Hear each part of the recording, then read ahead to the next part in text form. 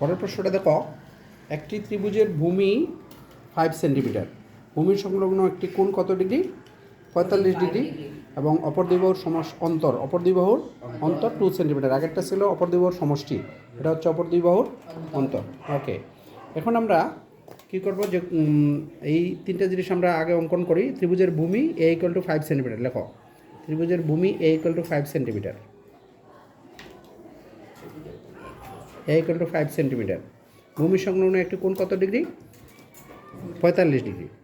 তাহলে 45 ডিগ্রি কোণ কি সাথে দাও।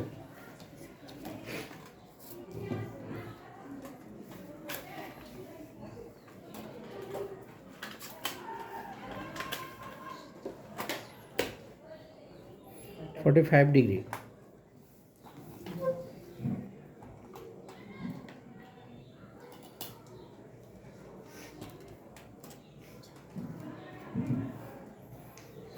ডিগ্রি। এখানে বৃত্তচাপ দিয়ে রাখবে একটু ছোটো করে।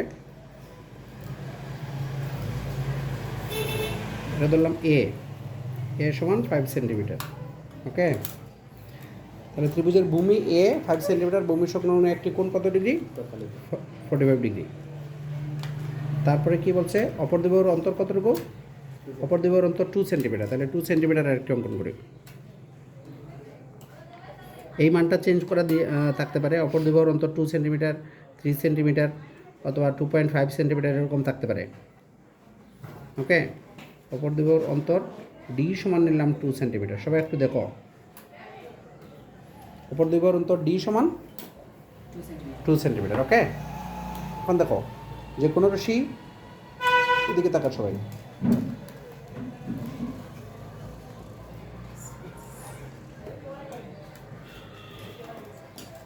আমরা কী নিব? যে কোনো রাশি বিই, যে কোনো রাশি বিই।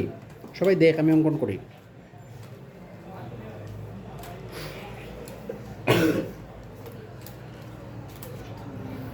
যে কোনো রাশি বিই, বিই থেকে কী নিব প্রথমে পরে?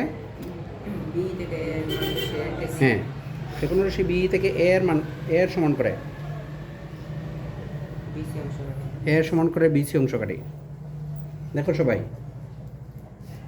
বিসি রেখাংশের বি বিন্দুতে 45 ডিগ্রি কোণের সমান করে কোণ সিবি এফ আঁকে, সেম আগেরটার মতো।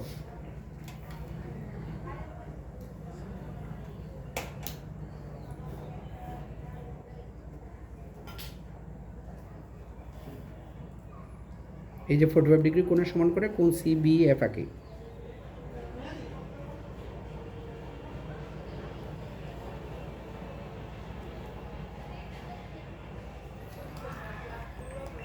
দেখো সবাই,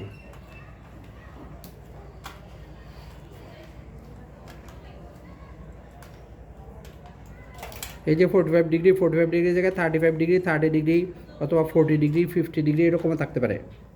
এটা আমরা একটু লম্বা করে রাখবো। সিবি এফ আঁকি।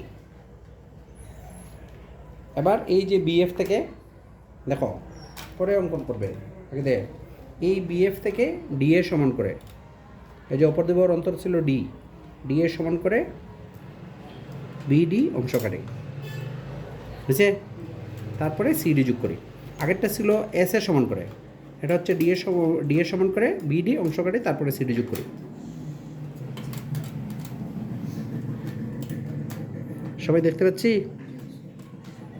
মনোযোগ দিয়ে দেখ, এটা নাড়াচড়া করছ কেন?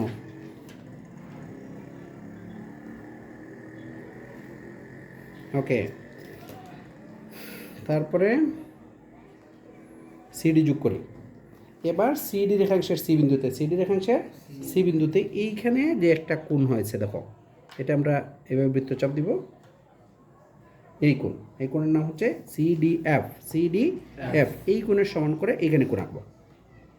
ওকে, বাইরের দিকে, এখান থেকে এই দিকে দেখো।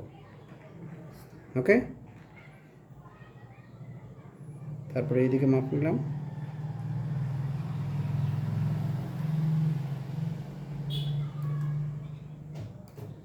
বুঝছে?